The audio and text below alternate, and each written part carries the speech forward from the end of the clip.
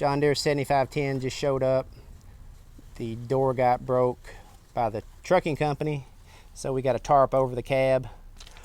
But what I really wanted to show today was this front axle on it. It's got a ZF front axle that Deere has quit supplying.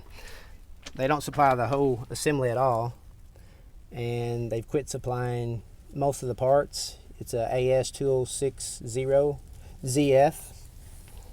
You can see that there's no leaks on the inner seal. There's no leaks on the outer seal. Tie rod boots are missing, but tie rods appear to be in pretty good shape. You can see that there's no oil running down the wheel or anything. We can make this axle fit a 7410, 7210, 7200, 7400 with the 8-hole wheel by supplying the wheel and center, depending on your tire size.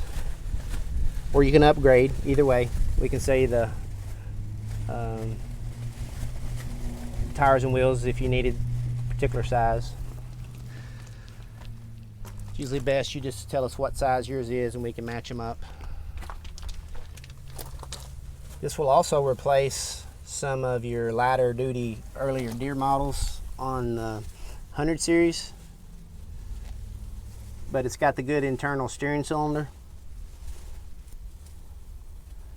You can see up there in the front, looks like someone's replaced a bolt and a nut on it. So anyway, we'll get it inventoried, get it tested, inspect the kingpin areas on the front axle. If we can help you out, give us a call. Thank you.